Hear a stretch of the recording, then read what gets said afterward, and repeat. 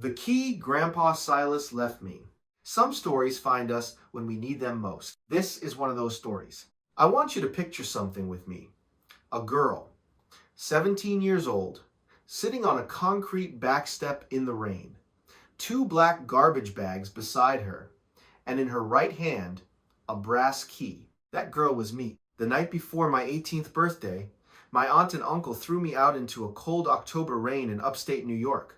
They told me I had outlived my usefulness. They told me I was not really a Whitfield. They told me to disappear. All I had in this world was $47 hidden in my sock, a rusted brass key, the color of dried honey, and a scrap of paper my grandfather had pressed into my hand 3 days before he died. The paper said only this: Ironwood Hollow, Hemlock Ridge. When the wolves bare their teeth, child, come home to me. My grandfather had been dead for 14 months. But sitting there on that concrete step, with the rain soaking through the only sweater I owned, I understood something for the first time in my whole life. He had been waiting for me. My name is Magnolia Whitfield. Most folks call me Nola. I lost my mama and daddy when I was 6 years old. A car accident on a stretch of country road outside Cobleskill, New York. My daddy missed a turn and went into a ravine. They told me it was just one of those things. A wet road. A tired driver. A piece of bad luck. I believed them for almost 12 years. After the funeral, my Uncle Cyrus and my Aunt Bernadette took me in. Folks in the church called it Christian charity. Cyrus stood at the graveside in a dark suit, and he put his hand on my small shoulder, and he told the pastor he would raise me like his own daughter. He lied. What he raised was a check, $847 a month from the federal foster system. For almost 12 years, I was that check. Nothing more. I slept in the attic. I ate the leftovers off whatever plates were left in the sink. I wore hand-me-downs from the church donation bin 2 seasons behind, washed thin at the elbows. When other children at school got new bicycles for Christmas, I rode a bent-rim hand-me-down from a neighbor. When other children went to summer camp, I stayed home to weed Bernie's garden. I learned to be invisible. Invisible girls do not get yelled at. Invisible girls do not get noticed. Invisible girls survive. But there was one person in all those years who saw me, my grandfather, Silas Whitfield. I only met him twice in person, once at the funeral when I was 6, and once when I was 9, when he drove down from somewhere in the mountains and tried to take me out for ice cream. Aunt Bernie would not let me go. She stood in our front doorway with her arms crossed and her mouth in a tight line, and she told that old man he was a bad influence. She said he was unstable. She said he was not welcome at our house. I remember peeking around the door frame behind her. Grandpa Silas was tall and lean, with white hair and a face like weathered cedar. He had on a flannel shirt and work boots, and when he saw me looking, he did not say a word. He just put his hand over his heart. Then he turned and walked down the driveway and got into his old green pickup truck and drove away. I cried that night until I could not breathe. But here is the thing I did not know, the thing I would not learn for 12 more years. My grandfather wrote me a letter every single month after my parents died. One letter every month for 11 years. 132 letters. I never received a single one. Before I go any further, I want to hear from you. Wherever you are watching from tonight, comment the name of your state below. And if you ever had a special grandparent in your life, someone who loved you in their own quiet way, write their name down too. I read every comment. I will be reading your names tonight. The day everything changed was the day before my 18th birthday. October the 13th, a Monday. Cold rain hitting the kitchen window. I came home from my afternoon shift at the bakery, where I scraped together tips on Tuesdays and Thursdays. $47 in my pocket, saved up over 6 months. Money I kept rolled up tight inside my sock so Bernie would not find it. I walked in through the back door and I heard them, Cyrus and Bernie, in the front room, voices low and sharp. I stopped in the kitchen and held my breath. It has to be tonight, Cyrus was saying. Before midnight. After tomorrow, she is 18. And then everything gets complicated, Bernie's voice, cool and clipped. And Brennan? You said he has been calling. Brennan has letters and a will. But without the girl, the will can be contested. With the girl out of the picture, the property reverts to next of kin. That is me. That is us. And the farm itself? Ironwood Hollow? Granite Hollow Extraction is offering $2.4 million for the mineral rights and surface. They want to start blasting in March. I held on to the kitchen counters so hard my fingers went white. Ironwood Hollow. I had heard those words exactly once before. Whispered. 3 days before Grandpa Silas died. He had been moved into a hospice facility outside of Saratoga Springs, and Bernie had finally let me visit him. Just once. She drove me there and waited in the lobby and told me I had 10 minutes. Grandpa Silas was so thin in that hospital bed. His skin was almost transparent, but his eyes, my goodness, his eyes were still sharp as a hawk's. When I leaned down to kiss his cheek, he caught my wrist with surprising strength. He pressed something cool and metallic into my palm. A small folded paper, and inside it, a brass key. Ironwood Hollow, he whispered. Hemlock Ridge. When the wolves bare their teeth, child, come home to me. Tell no one. Promise me, Magnolia. I promise, Grandpa. The road lies. Do not trust the road. Those were the last words he ever spoke to me. I hid that key inside the lining of my sneaker for 14 months. Every night I checked to make sure it was still there. I did not understand why. I just knew it mattered. And now, standing in my aunt's kitchen, listening to my uncle plan to throw me out of the only house I had ever known, I understood. The wolves were baring their teeth. I waited until they went upstairs for the evening. Then I did something I had never done in 12 years of living in that house. I went into Cyrus's home office. His office was off limits to me. Always had been.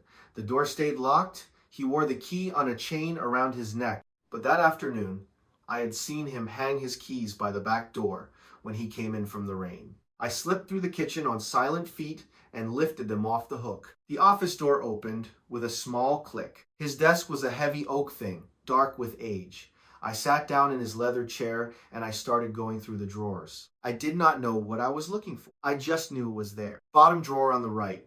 I pulled it open and ran my hand along the back wall. My knuckles caught on a wooden lip. A false bottom. My heart started hammering so hard I could hear it in my ears. I lifted the thin panel. Beneath it was a leather folder. Inside the folder, a thick envelope sealed with deep red wax. The wax was stamped with a small impression of a knight chess piece. On the envelope, written in spidery handwriting I had never seen but somehow recognized in my bones, were 3 words. For Madison Magnolia. That was my full name? Madison Magnolia Whitfield. I had only ever been called Nola. Underneath the envelope was a hand-drawn map.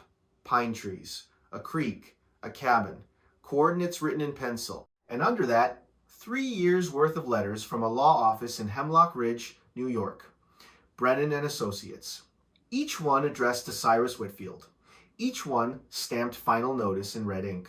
I picked up the envelope with shaking hand. That was when the office door opened. Cyrus stood in the doorway in his pajamas. His face was the color of cold ash. Bernie was right behind him. I have never seen anyone look at me the way they looked at me in that moment. Like I was something they needed to scrape off the bottom of a shoe. Put it down, Cyrus said. His voice was perfectly calm. I did not move. He crossed the room in 3 long strides. He yanked the envelope out of my hand. He walked over to the fireplace where the last embers of an evening fire were still glowing. He threw the envelope in. The wax seal melted first. Then the paper caught. I watched my grandfather's last letter to me burn. I did not cry. I think a part of me went very still and very cold in that moment. A part of me that had been waiting 12 years to wake up. Madison, Bernie said. She said my name like it tasted bad. We need to have a conversation. You have been listening to things you have no business hearing, Cyrus said. We have been more than generous to you for 12 years. We took you in, we fed you, we clothed you. And how do you repay us? By sneaking around in my private office like a common thief. My daddy was not a drunk, I said. The words came out before I could stop them. Cyrus's face changed. Just for a second. Something flickered behind his eye. Bernie crossed the room and slapped me, hard, across the face. Your father, she said, was a weak, foolish man who could not handle his responsibilities, and you are going to grow up to be just like him. I am not a Whitfield, I said quietly. Not to you. Was I ever? She did not answer. Cyrus picked up the desk phone. Get your things, he said. You have 10 minutes. 2 bags. After that, you are no longer my problem. It is raining, I said. I do not have anywhere to go. He looked at me without a single drop of feeling in his eyes. Then I suggest you start walking. I went upstairs to my attic room. I took 2 black garbage bags from under the kitchen sink. I put my 3 pairs of jeans, my 4 shirts, my 1 good sweater, my toothbrush, and my brush into 1 bag. In the other bag, I put the only things in the world that were truly mine. A small wooden box that had been my mother's. It held a tortoiseshell hair clip and a pressed magnolia flower from the day I was baptized. A photograph of my parents on their wedding day. Bernie had thrown it in the trash years ago. I had fished it out and hidden it under my mattress. A tiny silver cross my mother had worn the day she died. The hospital had given it to me at the funeral. Bernie had tried to take it back. I had hidden it in the toe of a sock. And from the lining of my sneaker, I took out the brass key. I held it up to the lamplight. It was an old key.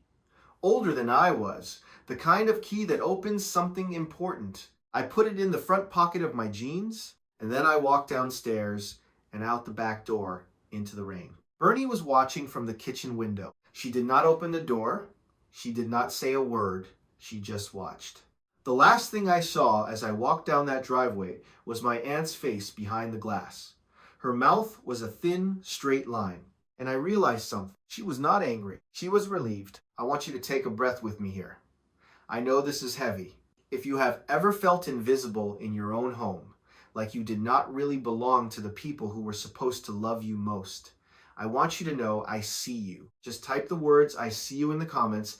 Let us lift each other up tonight. And if you have not already, please tap that subscribe button. We tell stories here about finding home where you least expect it. I walked 3 miles in the cold October rain to the Greyhound station on the edge of town. The bus station was almost empty at that hour. A vending machine hummed in the corner.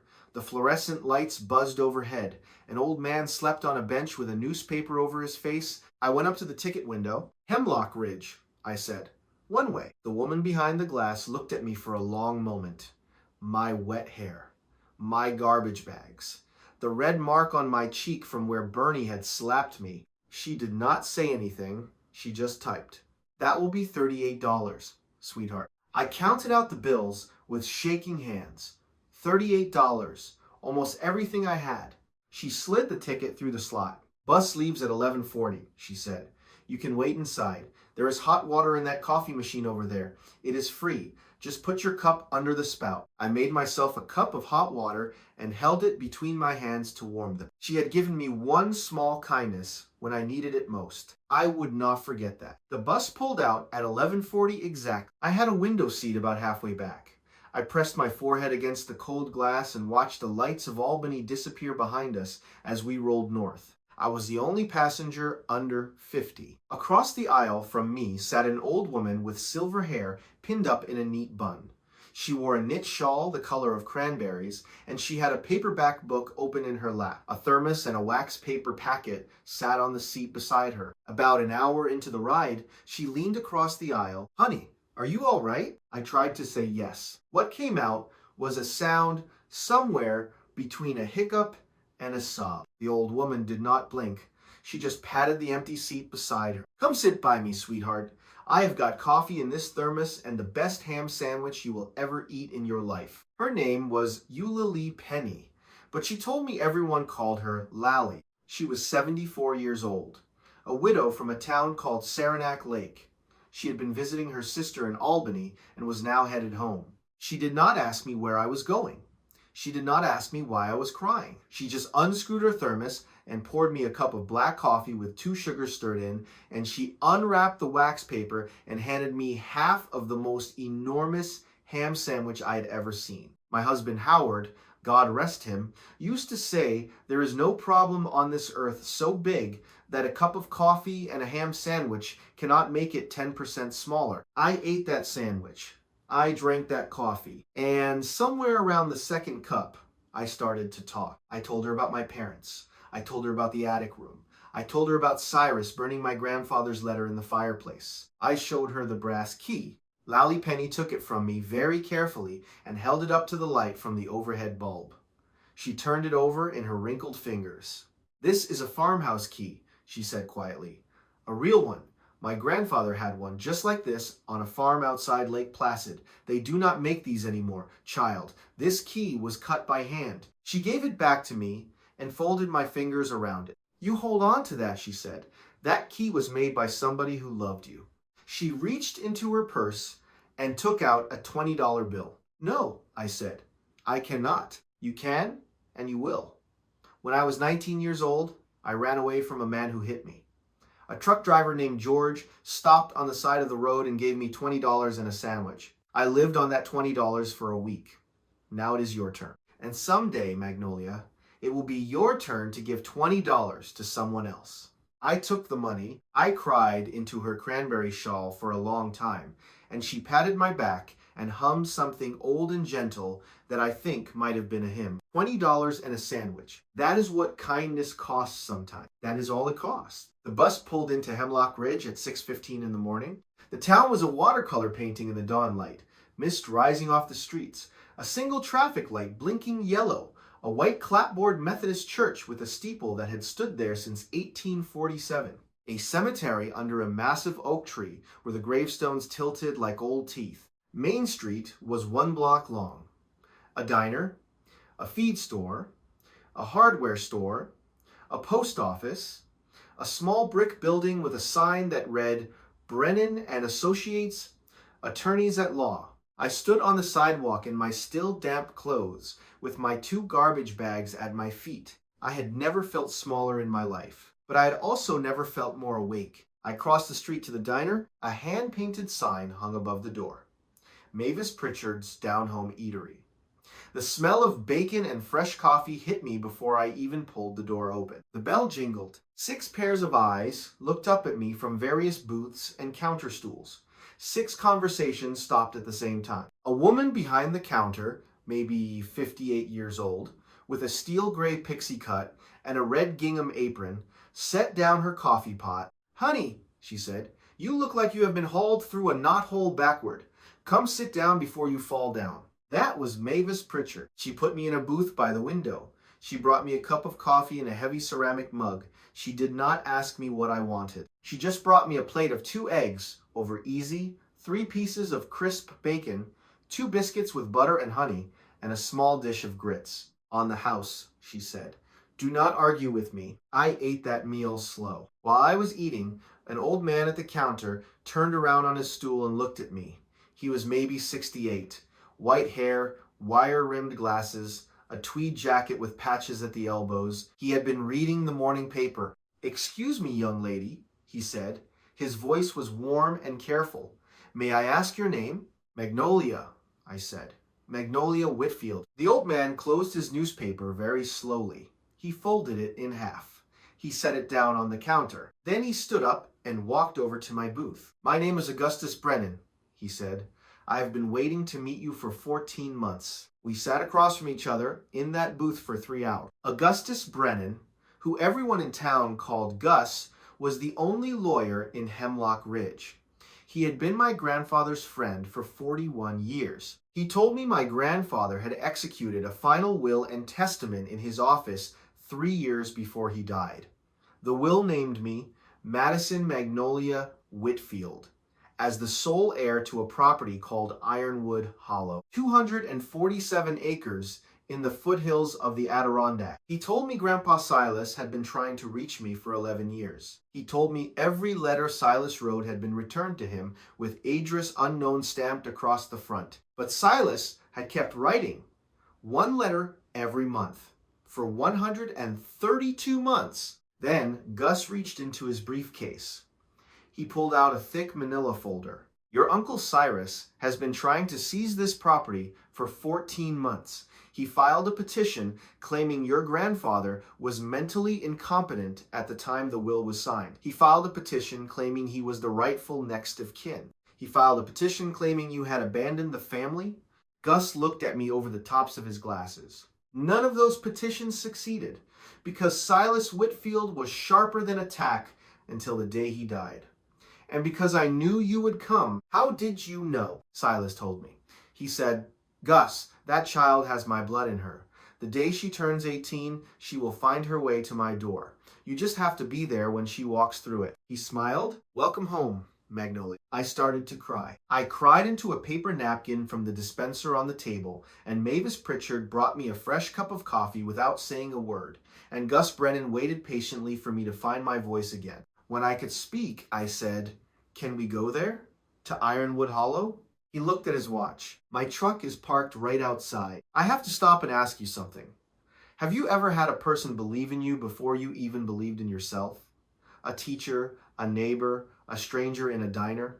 Tell me about them in the comments. And while you are there, please tap that subscribe button. There is a whole lot more story to tell, and I want you with me to the end. Gus Brennan drove an old Ford pickup the color of a robin's egg. We turned off Main Street and headed north out of town on a 2-lane road that climbed up into the foothills. The maples were turning. The air smelled like wood smoke and cold pine. After about 6 miles, Gus slowed down at a fork in the road. The main road went straight ahead, smooth blacktop curving along the side of the mountain. A smaller road branched off to the right. A dirt track barely wide enough for one vehicle, choked with weeds, with a hand-painted sign nailed to a pine tree. The sign said simply, Private, keep out.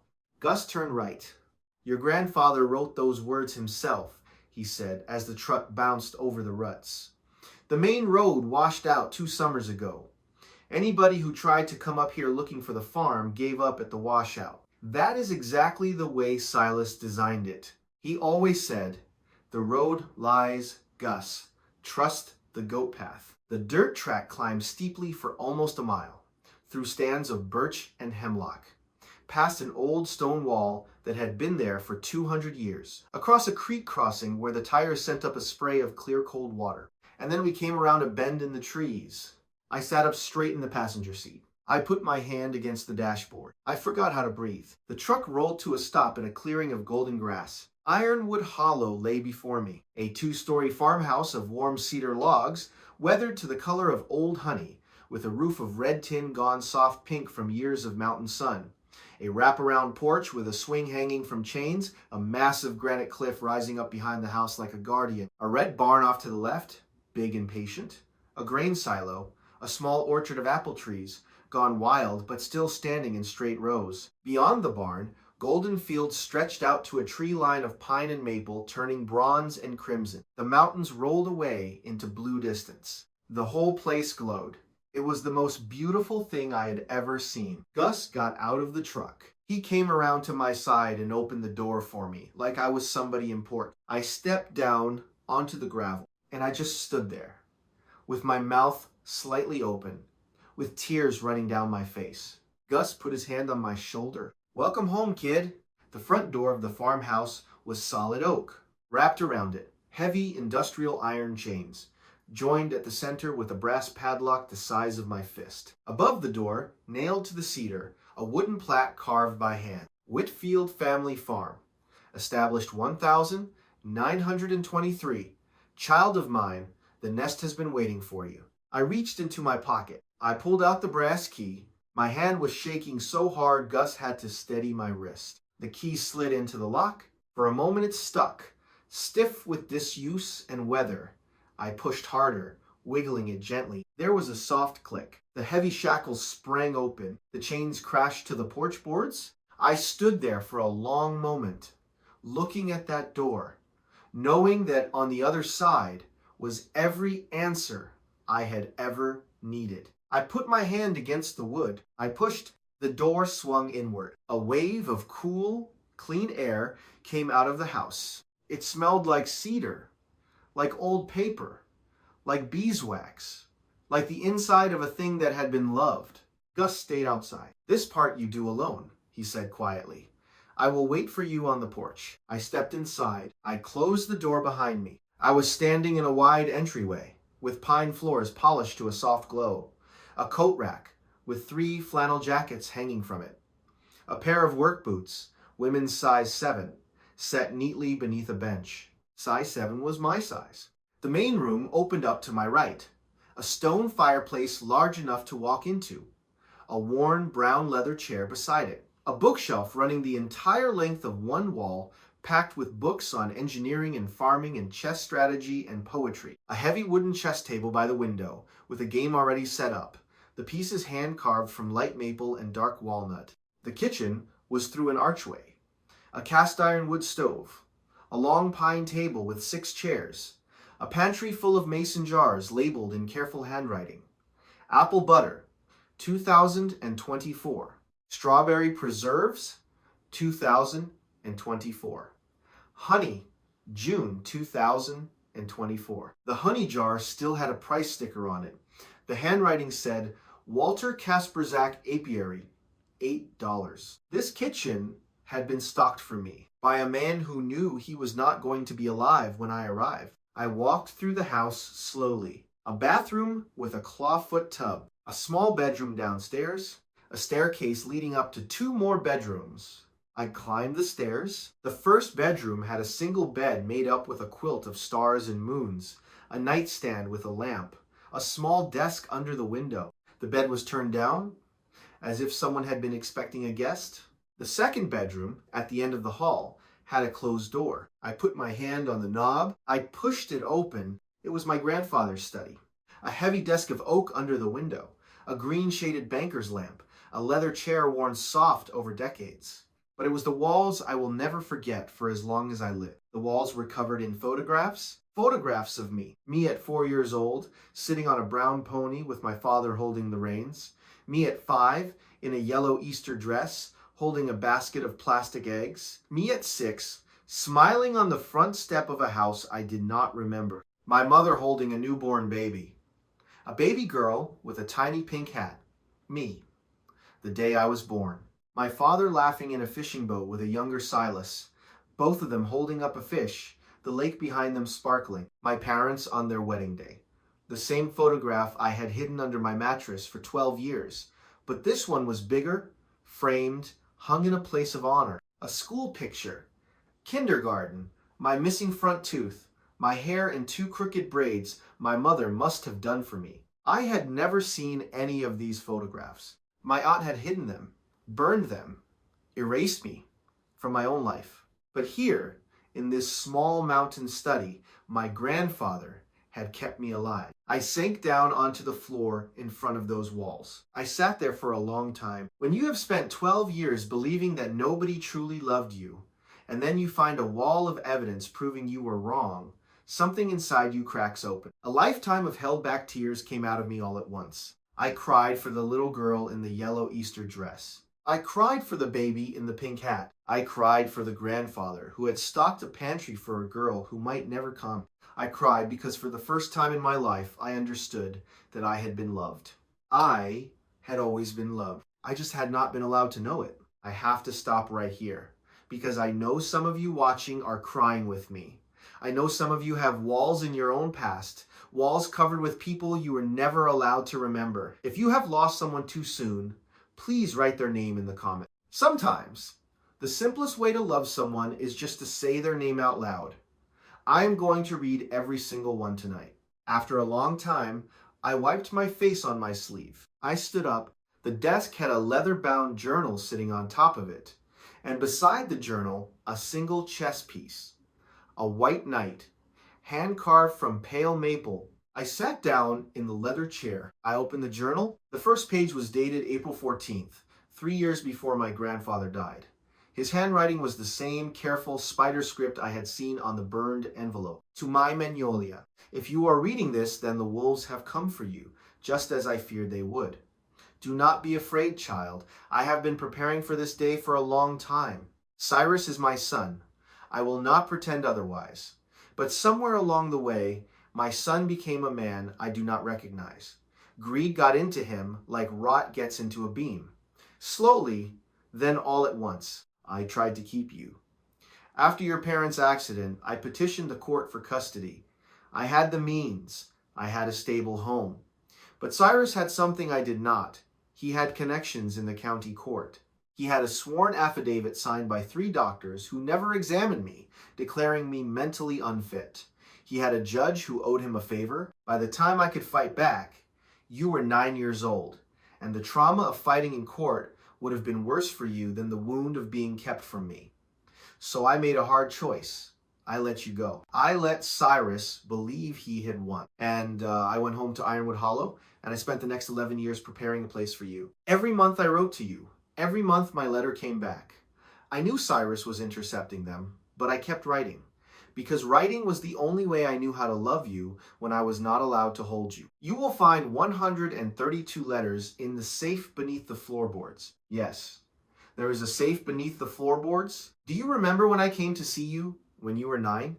Do you remember that I waved goodbye through the window? I taught you something that day, before your aunt sent me away. I taught you how the night moves. 2 squares forward, 1 square left, from the leg of the chess table by the window. The night always strikes from where the enemy does not expect. All my love, Grandpa. I sat there for a long time. I held that journal in my lap. I let the words settle into me like rain into dry ground. Then I got up. I walked down the stairs. I went to the chess table by the window in the main room. I stood at the corner of the table, 2 squares forward, 1 square left. I was standing on a wide pine floorboard, darker than the others. There were 3 round knots in the wood.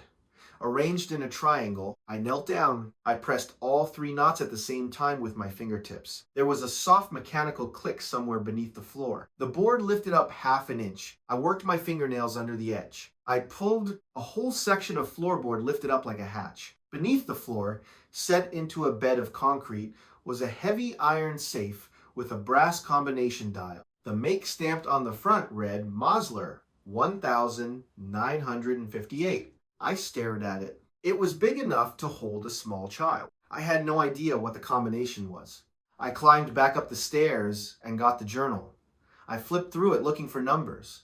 I shook the pages. Nothing fell out. I sat there on the floor beside the open safe, defeated, and then I noticed something. The journal had a small pocket sewn into the inside of the back cover.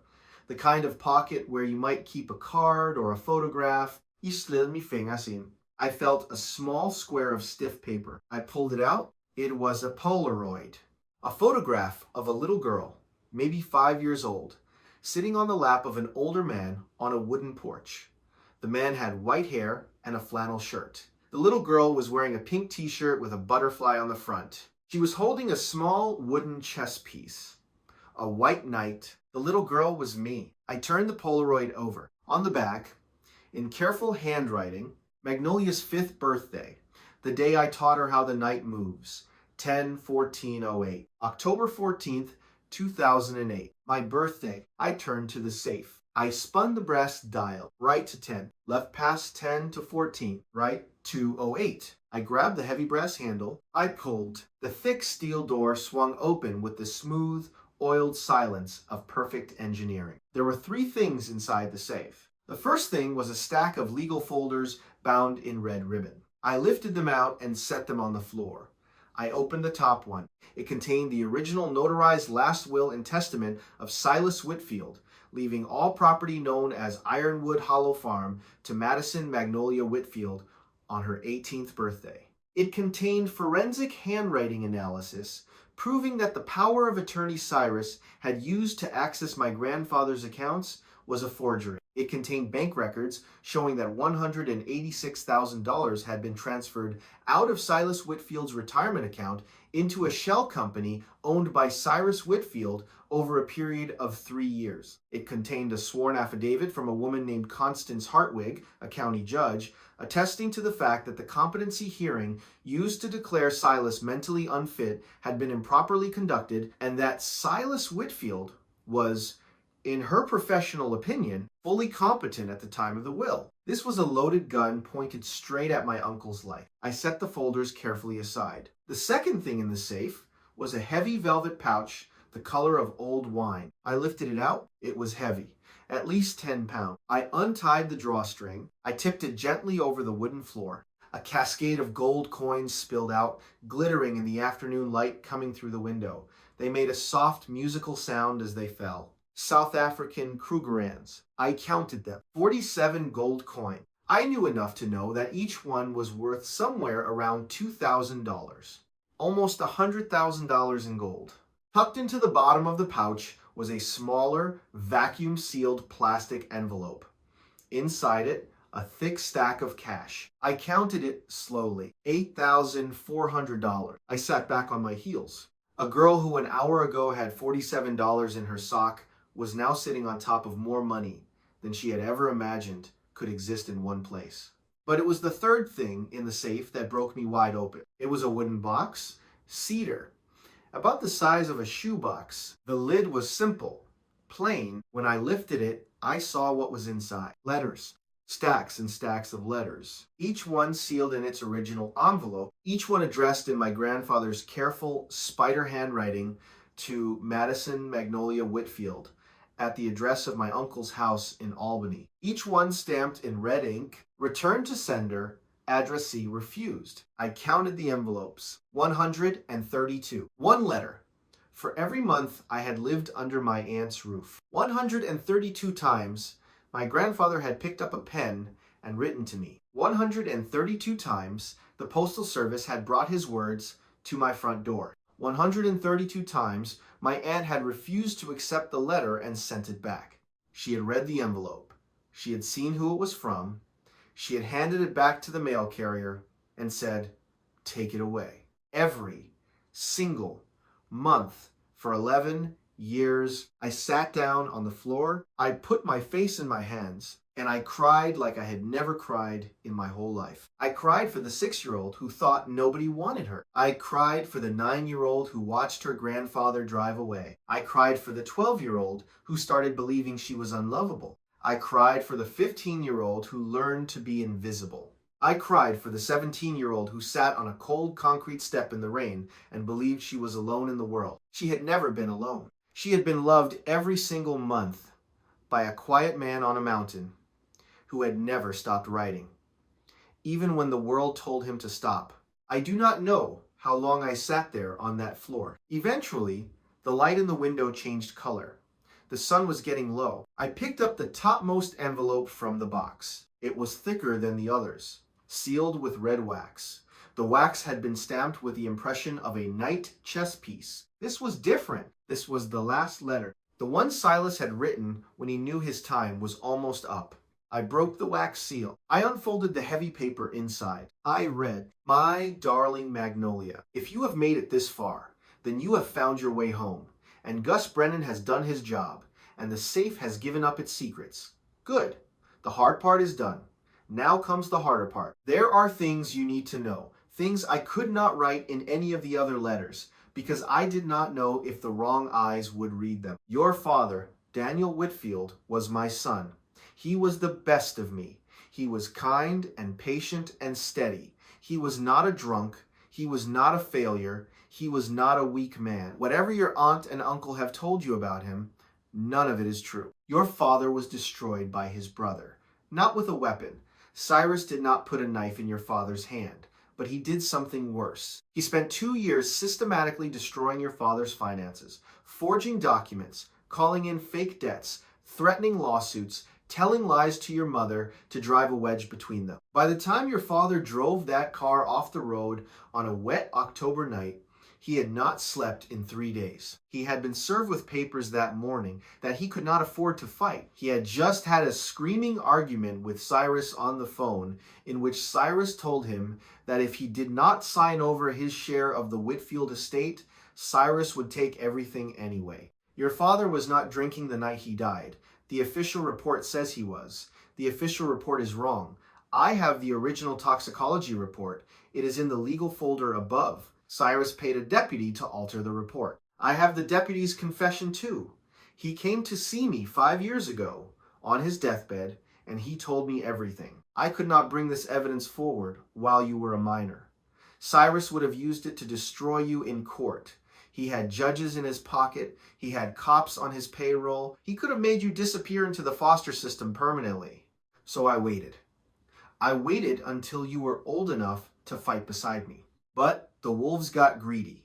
Cyrus is planning to sell Ironwood Hollow to a mineral extraction company. They will blast the mountain to gravel. He needs you out of the way to do it. That is why he will throw you out the night before your 18th birthday. I have known he would do this for 2 years. I am sorry, child. I am sorry I could not protect you sooner.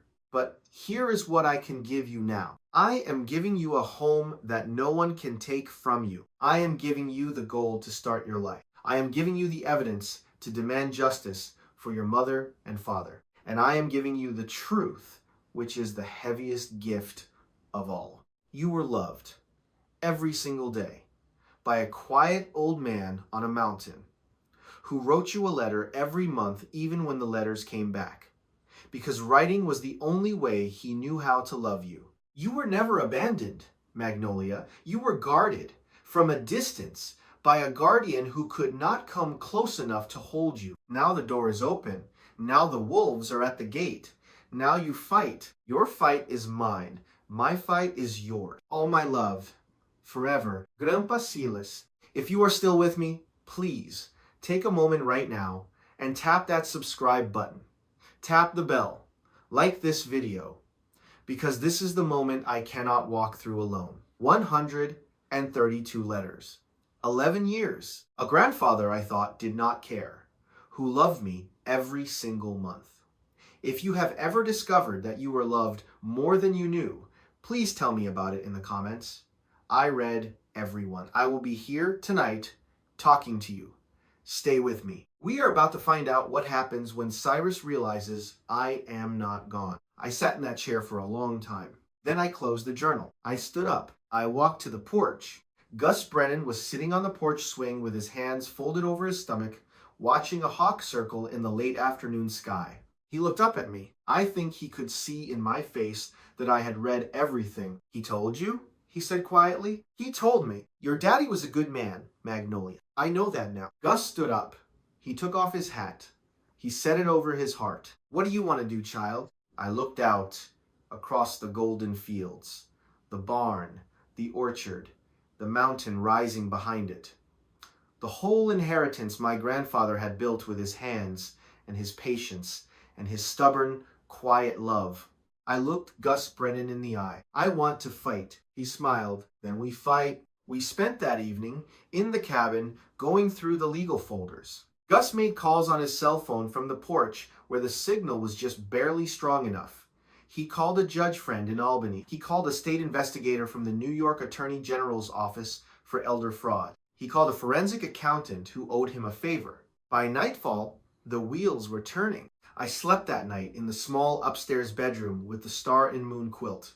Real sheets, a real bed, a real roof over my head. I had not slept like that in 12 years. I dreamed of my mother brushing my hair. The next morning, the porch was crowded. A blue enamel pot of fresh pot roast sat on the railing, still warm under a clean dish towel, with a note taped to the lid. Welcome home, child, Hattie Crowder.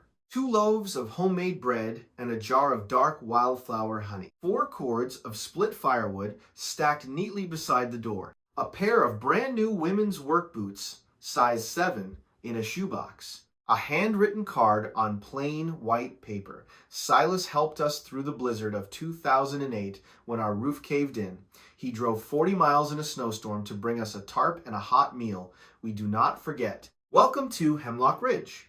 Walter and Hattie Kasprzak. I stood there with my hand over my mouth. 12 years of being invisible. And here, in one morning, a community of strangers had wrapped their arms around me. By mid-morning, a young man with a toolbox and a curly head of red hair came walking up the dirt track. He was 19, lean as a fence post, sunburned freckles across the bridge of his nose. He wore a green flannel shirt and work boots that had seen real work. He stuck out his hand. Tobias Holcomb. Folks call me Toby. My grandfather, Walter, sent me up to check your electrical and your plumbing. Says he does not trust an old solar rig that has been sitting through 14 months of nobody home. That is very kind. It is not kindness. It is just what we do. Your grandfather and my great-grandfather planted those maples down along the road in 1962, together, with their bare hands. This land belongs to this place and this place belongs to this land. You belong here too. He pushed his cap back on his head. Now show me where the breaker box is. Toby worked all morning. He fixed the leak under the kitchen sink. He tested the solar inverter. He showed me how to start the wood stove. He taught me how to draw water from the cistern. He did not ask me about Cyrus. He did not ask me about my parents. He just worked and explained as he worked with the patient, easy patience of a person who has never been in a hurry in his life. I made him coffee on the wood stove. We drank it together on the back porch, watching the wind move through the apple trees. For the first time in my whole life, I felt like a person sitting on her own porch. By the third day, the news of Cyrus's coming reached us. A neighbor down the mountain called Gus. There had been a black SUV asking around in town. Gus came up to the cabin in the late afternoon. He is here, he said simply. He just left the gas station. He has a lawyer with him, a man named Kovac. He is holding what he claims is an eviction order. Is it real? Almost certainly not. But I want to be careful. Stay inside. Let him come to you. Do not let him provoke you. We have one shot at this, and we make it count. I stood at the kitchen window and watched the dirt road. About 20 minutes later, a black Suburban came growling up the goat path. It rolled to a stop in front of the cabin. The doors opened. Cyrus stepped out first. He was wearing a dark wool coat. His face was a mask. Behind him, a heavy-set man in a cheap blue suit. That had to be Kovac. Bernie did not get out of the car. She sat in the back seat. Her face was turned toward the window. Her eyes were on me. I walked out onto the porch. I did not say a word. Cyrus marched up the steps holding a sheaf of papers. He held them out to me. You have 30 days to vacate this property. This is a county eviction order. The will you found is invalid. The estate reverts to me as next of kin. I took the papers from him. I looked at them. I tore them in half. I dropped them on the porch boards at his feet. His face changed. You stupid little girl. I am not stupid, Cyrus. You think you can fight me? I have lawyers in 3 counties. I have a buyer who is going to pay me $2.4 million for this dirt. The mineral company starts blasting in March. By the time the spring melt comes, this whole place will be a quarry. You will be back on the street where I left you. I am not on the street anymore, Cyrus. I am home. This is not your home. This belongs to me. I looked past him at Bernie in the back seat of the SUV. I looked her right in the eye. My father did not drive drunk, I said. And you know it, Aunt Bernie. She went so pale I could see it from 20 feet away. Cyrus stepped between us. You are out of your mind. I am his granddaughter. I held up the brass key, and he left me everything. Cyrus stared at me for a long, long moment. Then he turned and walked back down the porch steps. Before he climbed into the SUV, he turned around one more time. You have 30 days, he said. Then I will wipe Ironwood Hollow off the map. The SUV rolled away down the dirt track. Bernie kept her eyes on me the whole way out. I stood on the porch. I did not move until the dust had settled. Then I turned to Gus, who had been standing in the doorway behind me the whole time. What do we do? He smiled a small, tight smile. Now we hunt. The next 2 weeks were the hardest and the most beautiful of my life. Gus drove me down to Albany. We met with Judge Constance Hartwig in her chambers. She was 70 years old, with silver hair, and she had known my grandfather since they were both young people. She looked at the legal folder. She looked at the forensic handwriting analysis. She looked at the bank records. She picked up her phone and called the New York State Attorney General's office for elder fraud directly. I have a case here, she said. Forged power of attorney. Embezzlement from a guardianship account. Mail fraud. Falsified court documents. Possible witness tampering on an old fatal accident case in Kobleskill. I want this on the top of someone's desk by tomorrow morning. She hung up. She looked at me over the top of her reading glasses. Your grandfather is having the last word, Magnolia. He is having the last word from beyond the grave. And it is going to be a long, loud word. Let me stop here for a second. Have you ever felt small in front of someone with money? Someone with power? Someone everybody trusted but you knew was rotten? An uncle, a boss, a person at church? Just comment 2 words. Say, I have. So I know you are not alone tonight. Because I sure was not alone. There is a whole town of grandmothers and farmers and a tiny old lawyer in a tweed jacket standing beside me. And they are about to stand beside you too. A few days later, Toby drove me down to Kobleskill in his grandfather's pickup truck. It was a 90-mile drive south through the mountains and out into the river valleys. We were going to see a man named Otis Doolittle. He was the retired sheriff who had been on duty the night my parents' car went into the ravine. Otis Doolittle lived in a small white house with a wide front porch and a tabby cat sleeping on the railing. He was 71 years old. His hands shook when he poured the coffee, but his eyes were sharp and clear. He sat us down at his kitchen table. He went down to his basement. When he came back up, he had a manila folder so thick it was held together with 2 rubber bands. He set it down between us. 11 years, he said. 11 years I kept this file. 11 years I waited for somebody to come asking the right questions. He opened the folder. Your daddy was sober that night, Magnolia. The original toxicology came back clean. 0.0. The report that made it into the official file was altered. I have the original. I have a sworn statement from the lab tech who ran the test. I have a confession on a cassette tape from Deputy Marvin Coombs, who took the bribe. I have everything. I looked at him. Why did you not bring this forward? I tried. His face was tired. I went to the county prosecutor. He was in Cyrus's pocket. I went to the state police. The investigation got buried. I was told if I pushed any further, I would be retired early without my pension. I had a wife with cancer. I had 3 kids in school. So I put it all in a folder, and I put the folder in my basement, and I waited. He looked at me. Your grandfather knew. He came to see me about 6 years ago. We sat at this same table. He told me a day would come when his granddaughter would walk up to my door asking about her daddy. He told me to keep that folder safe until that day. His voice cracked. I have been waiting for you, child. I reached across the table. I took his old shaking hand. Thank you, Mr. Doolittle, for not throwing it away. He patted my hand with his other hand. You look just like your mother. That folder was the bomb that would blow my uncle's life into pieces. We brought it back to Hemlock Ridge that night. We laid everything out on Gus Brennan's office desk. Forged power of attorney, embezzlement, altered toxicology, falsified competency hearing, returned letters by the 132, a pattern of elder fraud spanning 11 years. Gus took off his glasses and rubbed the bridge of his nose. Magnolia, he said, your uncle is going to prison for a very long time. The state investigator from the Attorney General's office came up to Hemlock Ridge on a Tuesday. Her name was Special Inspector Marisol Vega. She was about 45 years old, with the calm, careful face of a person who had spent 20 years making bad men cry in interview rooms. She spent 4 hours with me at the cabin. I told her everything. She believed every word.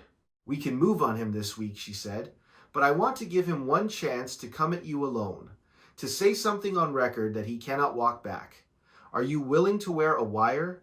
I did not hesitate. Yes. He came on the 28th night. I knew he would.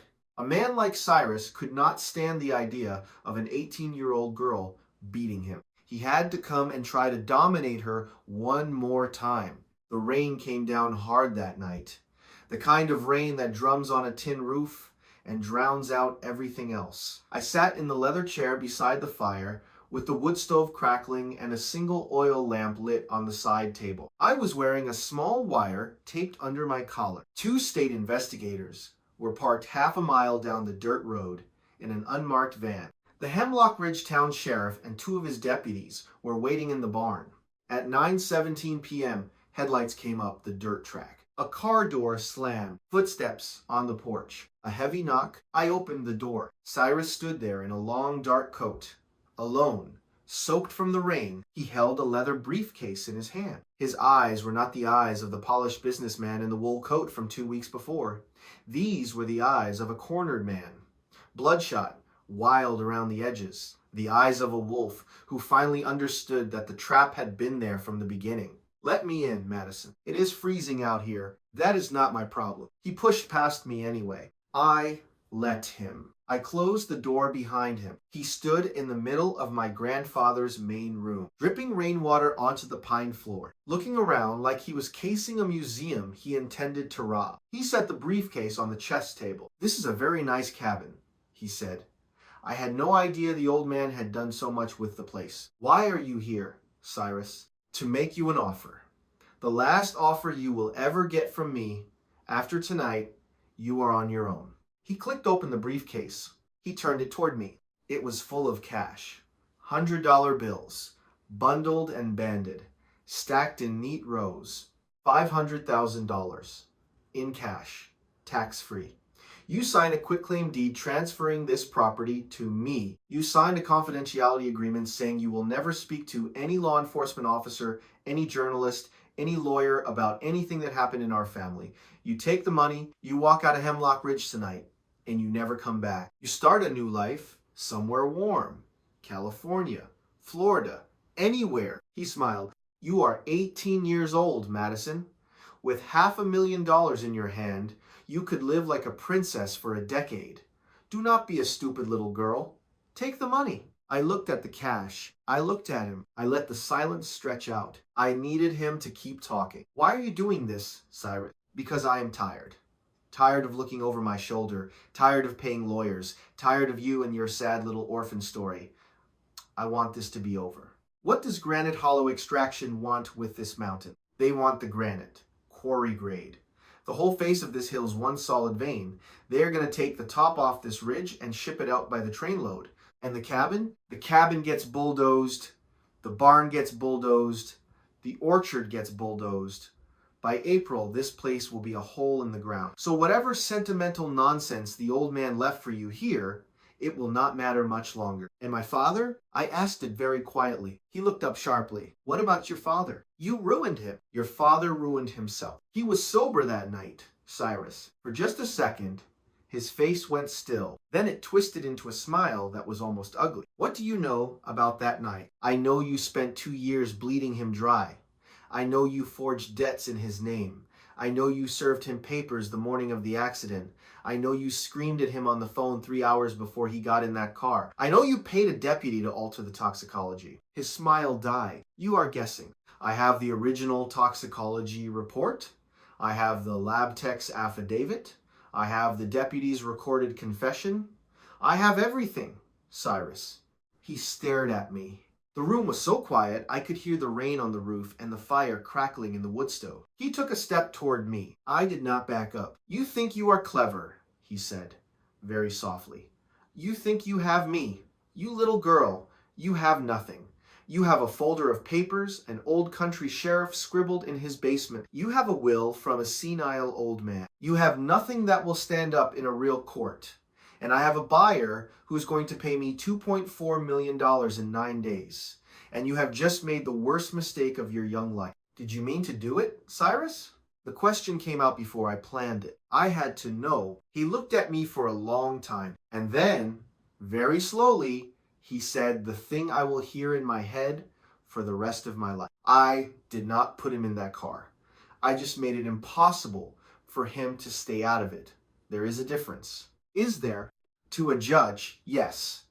To me, no. He was weak. Your father was the weakest Whitfield in 3 generations. He was going to lose that land one way or another. I just made sure it was sooner rather than later." "And my mother?" "Your mother was a consequence." I closed my eyes. I made myself breathe. "Sign the papers, Madison. Take the money. Or I will make sure that your time at Ironwood Hollow becomes very, very unpleasant." The room went very quiet. His eyes went wide. He realized. A second too late. He took one step backward. I lifted my collar. There was a small black device clipped under it. The little red recording light was on. Cyrus's face went the color of old paper. Headlights swept the front window. Not one set of headlights. 3. Boots on the porch. The door swung open without knocking. Special Inspector Marisol Vega stepped inside with her badge in one hand and her sidearm holstered but visible at her hip. The Hemlock Ridge Town Sheriff and 2 state investigators came in behind her. "Cyrus Whitfield," she said, You are under arrest." He turned toward me one last time. His mouth opened. Nothing came out. The sheriff took him gently by the shoulder and turned him toward the door. As they walked him past me, he looked at me one more time. And in that look, I saw something I never expected. I saw a man who had finally been seen. A man who had hidden behind suits and lawyers and lies for so long that being seen was the worst thing in the world. "You are just like him," he whispered. "Like my father? Like your grandfather?" I nodded. "Thank you, Cyrus." They put him in the back of the sheriff's car. The taillights disappeared down the dirt track. The rain kept falling. I closed the door. I leaned my forehead against the wood. I did not cry. I did not feel triumphant. I just felt very, very tired. I want to stop right here and just sit with you a moment, because I know some of you have lived this, maybe not exactly, but you have known a Cyrus, a person who took something from you or from someone you loved and walked away clean. If that is you, please write 3 words in the comments tonight. Just write, "I see you." Not for me, for each other. Because the women in this comment section have lived more than I will ever know. And I want every single one of you to know you are not alone. Now, stay with me, because the part you are about to hear, I never saw coming. Headlights came back up the dirt track 20 minutes later. I had not moved from the chair by the fire. I heard the car door open and close. I heard footsteps on the porch. A soft, hesitant knock. I got up. I opened the door. Bernie was standing there, soaking wet, no coat, hair plastered to her face, mascara running in dark streaks down her cheeks. In her arms, she held a brown cardboard banker's box. She did not look like my Aunt Bernie, not the woman who had stood in our kitchen doorway and refused to let my grandfather take me out for ice cream, not the woman who had slapped me across the face 2 weeks ago. She looked like a person who had not slept in years. She looked like a person who had finally stopped running. "I knew they were coming for him," she said. "I called the state investigator 3 hours ago and told her where he would be tonight." I stared at her. I did not understand. "You called them?" "Yes." "Why?" She held out the cardboard box with both hands. "Because I have something I need to give you." I took the box from her. It was heavy. I set it down on the chess table. "What is it?" "Open it." I lifted the lid. Inside, hundreds of pieces of paper, stacked neatly, bound in rubber bands. I lifted the top bundle. They were photocopies of letters in my grandfather's spider handwriting, addressed to Madison Magnolia Whitfield. I lifted another bundle and another. There were 132 photocopied letters in that box, one for every letter my grandfather had ever sent. Bernie was holding herself together in the doorway by sheer force of will. "I made a copy of every one before I sent it back," she said. "Every single one, for 11 years. I looked up at her. Why? Because I knew what I was doing was wrong. She came inside, slowly, the way a person comes into a church. She sat down on the wooden bench by the fire. She put her hands flat on her knees. "I was 19 years old when I met your grandfather, Silas," she said. "I was a paralegal at a little law office in Saratoga Springs. He came in to update some land deeds. He was the kindest man I had ever met. He drank his coffee with 2 sugars. He always brought a paper bag of apples from his orchard to share with the office. He used to call me Bernie Girl." She looked up at the photographs of my mother on the wall. "I was in love with him, Magnolia." I did not know what to say. He was 25 years older than me. He had a son, already grown. He was kind to me in a way no man had ever been kind to me before in my life. And I thought, foolishly, that he might love me back. He did not. He had loved your grandmother for 40 years, and even though she had been dead for 10 of them, he was still loving her. He was not interested in me, not in the way I wanted. She swallowed hard. And then Cyrus came back home from business school. Oh, Cyrus saw what nobody else saw. He saw that I was hungry, hungry to be looked at, hungry to belong to the Whitfield name. He was charming. He took me to dinner. He bought me a ring. 6 months later, we were married. I was 20 years old. I thought I had won. You had not? No, I had not. I had been picked up by the wrong brother, and by the time I figured out who Cyrus really was, I was 22, and I had just had the miscarriage the doctors told me would be my last chance at a child. I had a beautiful house and a credit card and no idea how to leave. I had nothing to fight for anymore, so I stayed. I did not say anything. When your parents died, Silas came to our house. He sat at our kitchen table and he begged Cyrus and me to let him have you. He said he had a stable home. He said he had room in his heart. He said, please. I have never, before or since, heard a grown man beg the way he begged that day. What did Cyrus say? Cyrus said no. Cyrus said the foster check would help us. And I, may God forgive me, Magnolia. I sat there at my own kitchen table and I let him say no. And I did not say one word in your defense. I did not stand up. I did not fight for you. I let your grandfather walk out of our house with his hat in his hands. And I told myself it was the right thing because at least you would have a real family instead of being raised by a lonely old widower. She finally looked at me. I have lived with that decision for 12 years. I sat down across from her on the floor in front of the fire. I did not know what to feel. Bernie, let me finish, child. Please, or I will lose my nerve. I nodded. Every month, his letter would come. Every month, your uncle would say, send it back. And every month, I would walk that letter to the mailbox, and before the mail carrier took it, I would go into the bathroom and lock the door and run the photocopier in our home office. I would copy that letter front and back. I would put the original back in the envelope. I would hand it to the mail carrier, and I would put the copy in a box in the back of my closet. For 11 years, 132 letters. She wiped her face on her wet sleeve. I never read them, Magnolia. Not one. I could not bear to. I just copied them and put them away. I told myself someday when she is old enough, I will give them to her. I told myself, someday I will make this right. Why did you not? Because every year that passed made it harder. Every year I was more complicit. Every year I had more to lose. I told myself one more year, and then one more. And then last week, your grandfather's last letter came back from Hemlock Ridge with your name on it. And I knew Cyrus was about to do something terrible.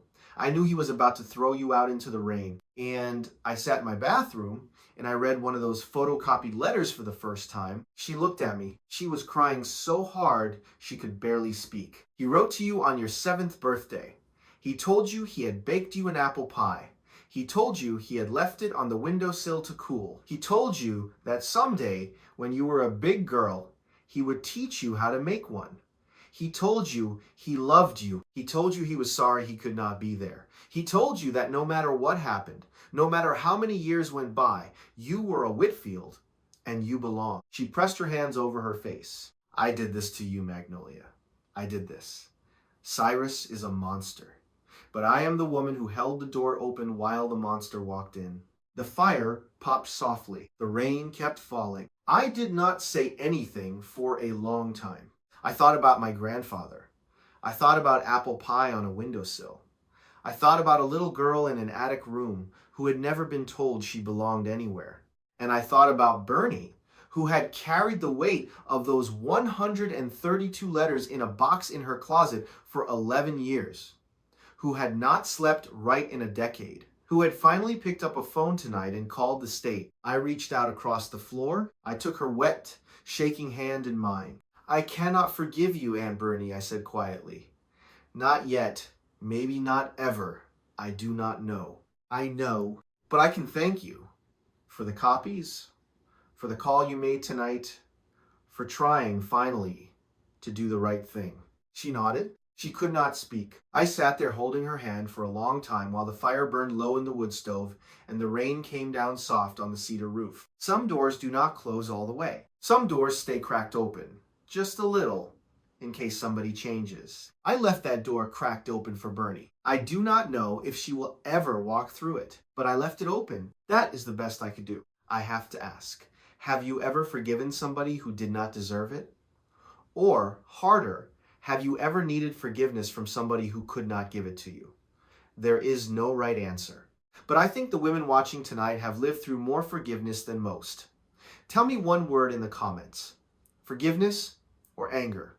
Or neither? Whatever is true for you tonight, I am listening. The trial took place in the Albany County Courthouse on a cold Tuesday morning in February. I wore a navy blue dress that Hattie Crowder had sewn for me on her old Singer machine. I wore my grandfather's brass key on a thin chain around my neck, hidden beneath the collar. Cyrus sat at the defense table in a dark suit. He did not look at me when I walked in. He did not look at me when I took the witness stand. He did not look at me when the prosecutor played the audio recording from my collar, and his own voice filled the courtroom, saying your mother was a consequence. A woman in the second row of the gallery let out a small sound when she heard those words. I learned later she was a juror's mother. The plea came down on the third day. His lawyer had advised him there was nothing left to fight. 12 years in federal prison. When the bailiff led him out, he turned his head once toward the gallery.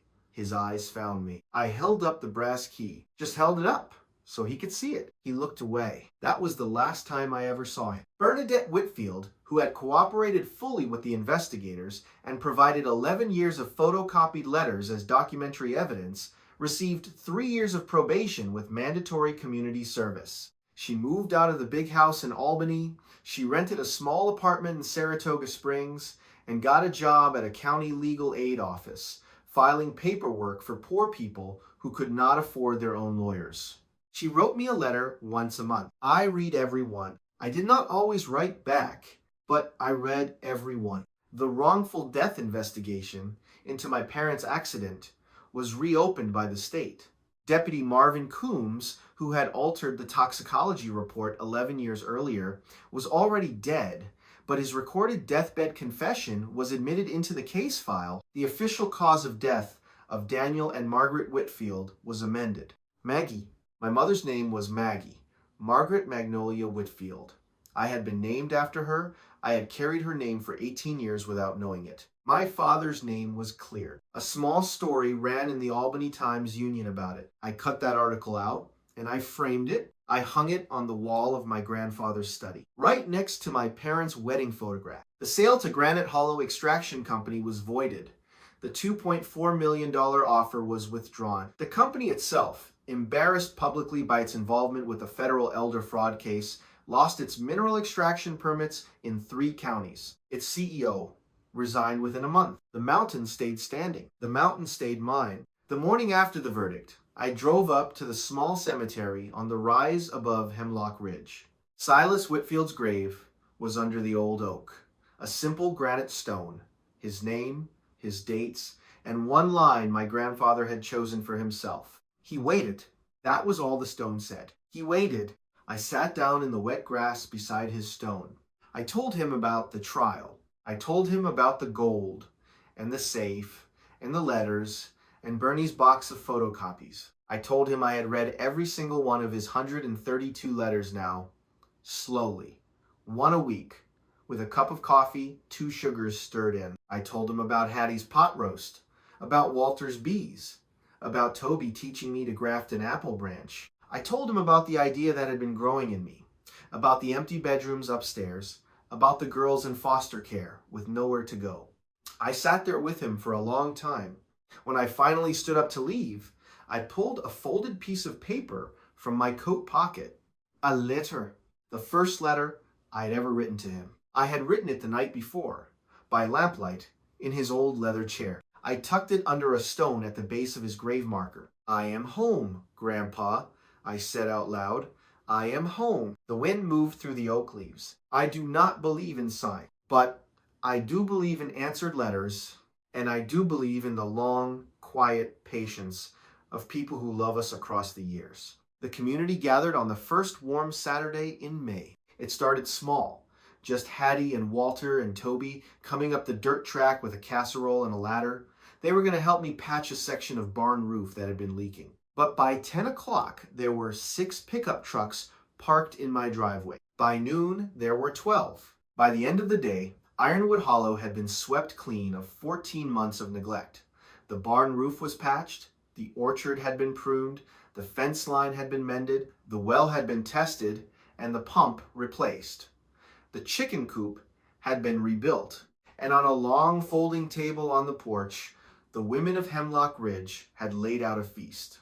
Hattie Crowder's pot roast, Mavis Pritchard's apple pie, 3 of them. Eulalie Penny, who had ridden the bus all the way back up from Saranac Lake just to be there, brought ham sandwiches and a thermos of coffee with 2 sugars stirred in. The honey came from Walter's bees.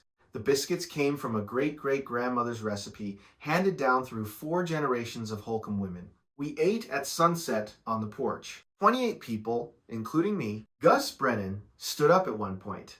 He had taken off his tweed jacket and rolled up his sleeves. He was holding a glass of sweet tea. 41 years ago, he said. Silas Whitfield walked into my law office for the first time. He needed a will drawn up for his young wife, who had just been diagnosed with cancer. He sat across from my desk and he cried. And I cried with him. We were strangers that morning. We were friends by supper time. Silas Whitfield was the truest man I ever knew. He raised his glass. He told me in the last month of his life that there was only one thing he wanted before he died. He wanted to know that his granddaughter would find her way home. He turned to me, Magnolia, welcome home. 27 people raised their glasses. I tried to thank them. I tried to say something worthy of that moment, but all I could do was cry and laugh and reach for Toby's hand under the table and pass the apple pie. That is the kind of welcome a girl waits her whole life for. I want you to know something. The kind of community I just described to you, where neighbors show up with hammers and casseroles, where a whole town can come together in one afternoon for one girl, that kind of community still exists in this country. It exists in towns, just like Hemlock Ridge. Maybe in your town, maybe right outside your front door. If you have neighbors like that in your life, please tell me about them in the comments tonight. I want to hear their names. Their good names deserve to be said out loud. A year passed. The kind of year that changes a person forever. I enrolled in classes at the community college in Albany. 2 days a week, I drove down the mountain in an old blue pickup truck I bought with one of my grandfather's gold coins. I took an associate degree program in sustainable agriculture. I learned about soil chemistry. I learned about beekeeping. I learned about cover crops and rotational grazing. On weekends and evenings, I worked the farm. Hattie Crowder taught me to bake bread. Walter Kasperzak taught me to drive a tractor. Toby Holcomb taught me to graft an apple branch onto an old rootstock. The orchard came back to life that spring. The chickens started laying. The kitchen garden gave us peas and tomatoes and 3 kinds of beans. The honey from Walter's hives, set on the south side of the meadow, turned out to taste faintly of wild blackberry. I learned that the body can heal from 12 years of hunger. I learned that loneliness is a habit a person can unlearn. I learned that home is not a place you find by accident. It is a place that has been waiting for you, sometimes for generations, with the lights on. But I want to tell you about one more thing, because the story does not end at the farm. The story ends with what I did with the farm. That first winter, I was sitting in my grandfather's leather chair by the fire one Sunday evening, reading the 84th of the 132 letters. This one had been written when I was 11 years old. In it, my grandfather described his vegetable garden. He told me about the cucumber that had grown so big he could not get it through the kitchen door. He told me about a fox that had been stealing his chickens. He told me he had been thinking about me a lot that summer because he had read in the paper that the foster care system had been overwhelmed by children in upstate New York. He told me he wished he could open his door to all of them. If I had the strength, he wrote, I would fill this cabin with children who have nowhere to go. I would put a bed in every corner. I would teach them to chop wood. I would teach them that they belong somewhere, even if it took them a long time to believe it. I folded that letter. I put it down. I looked around at the cabin. There were 3 empty bedrooms on the 2nd floor. There was an empty bunkhouse over the barn that my grandfather had once used for hired hands. There were 247 acres of land. There was a community of people in Hemlock Ridge who had already proven they would show up at the first phone call. There was a young woman who had once been a girl in an attic with a brass key in her shoe, and who knew better than most what it felt like to be invisible. I went and got Gus Brennan on the phone. Gus, I said, I want to start a nonprofit. I want to take in girls who are aging out of foster care with no place to go. There was a pause on the other end. I will draw up the papers in the morning, child. It took us 9 months. Permits, licenses, state approvals, background checks, a board of directors that included Hattie, Walter, Judge Constance Hartwig, and a kindly retired professor from a women's college nearby. Fundraising, renovation, a commercial kitchen, a second bathroom, smoke detectors and fire codes. The Silas Whitfield Sanctuary opened on the first day of October, 2 years after Cyrus Whitfield had thrown me out into the cold. We started with 4 girls. The oldest was 18, the same age I had been the night I walked through the front door. Her name was Marisol. She had been bouncing between 3 different foster homes for 6 years and had nowhere to go when her last placement ended. The youngest was 16, a girl named Pearl who had a stutter and a small, soft voice and a hidden sketchbook full of drawings of horses. There was Devon, who was 17, with a sharp tongue and a soft heart, who needed help finishing her last year of high school by correspondence. And there was Adeline, 15, the youngest of the founding group, who had not spoken to an adult woman without flinching in 3 years. We took them in. We gave them room. We let them pick the quilts. We let them choose the curtains. We did not ask them about their pasts. We did not require them to be grateful. We just gave them a key, a brass key on a leather cord made by a local locksmith named Bud Hawthorne, whose grandmother had been baptized in the same little Methodist church on Main Street as my grandfather. Every girl got a key to the front door. Every girl was told the same thing on the day she arrived. This door opens for you, always, day or night, forever. You are a Whitfield now. On Sunday evenings, all of us would gather in the main room. I would light the fire in the wood stove. Hattie would bring up a casserole. Sometimes Eulalie Penny would drive down from Saranac Lake just to sit on the porch swing. And after dinner, I would take down the cedar box from the shelf above the fireplace. The box of 132 letters. I would pick one at random. I would read it out loud. A letter about a cucumber, too big to fit through a kitchen door. A letter about a fox in the henhouse. A letter about an apple pie cooling on a windowsill. A letter from a grandfather to a granddaughter, written across 11 years of return-to-sender stamps. Finally, finding their audience. The girls would listen. Some of them would cry. Some of them would just close their eyes. When the letter was finished, I would always say the same thing. Somewhere, somebody is writing a letter to each of you too. You just have not received it yet. But you will. The letters always find their way home eventually. Do me one more favor before the end. If anyone you love has ever written you a letter, an email, a card, a note, please go to your drawer tonight and read it again.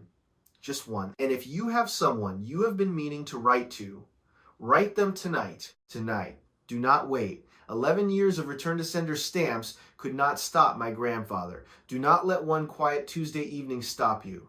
Now stay with me just a little longer. I want to tell you how the story ends. It is autumn again now. The maples along the dirt track are turning the color of fire. I am 19 years old. I am standing on the porch of Ironwood Hollow on a Saturday afternoon, watching Toby Holcomb teach Pearl how to ride my grandfather's old horse, a patient gray gelding named Atlas that we bought from a neighbor over in Northway last spring. Pearl is laughing. She did not laugh once for the first 6 weeks she lived here.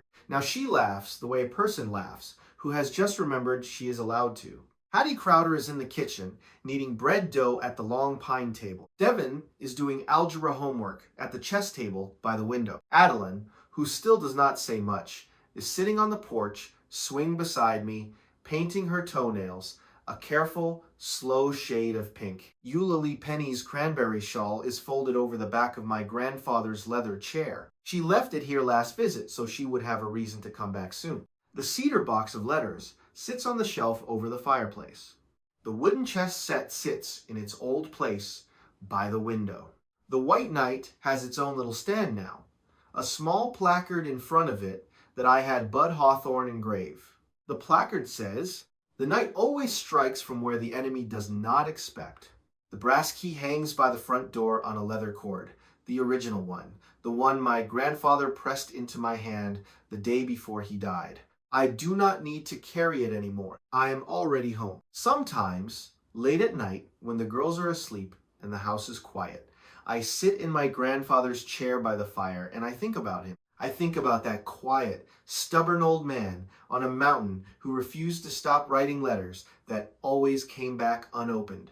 I think about how a single brass key, pressed into the palm of a frightened 9-year-old girl in a hospice room, became a doorway that I would walk through one day and find my whole life waiting on the other side. I think about how a person can be loved every single day for 11 years and not know it. And I think about how somewhere out there, there is a woman watching a video on her phone late at night. Maybe she is in Iowa. Maybe she is in Tennessee. Maybe she is in a quiet kitchen in Indiana where the light over the stove is the only thing still burning at midnight. I think about her listening to this story. I want her to know something. If you have ever felt invisible, you are not invisible. If you have ever believed you were forgotten, you are not forgotten. Somewhere in a drawer, in a cedar box, in the bottom of a leather folder hidden under a false bottom of a desk, there is a letter for you. It has your name on it. It is written in careful spider script handwriting by somebody who has been loving you all along. Maybe they cannot reach you. Maybe the wolves are still standing in the way, but the letters are there and the door is open and the key has always been yours.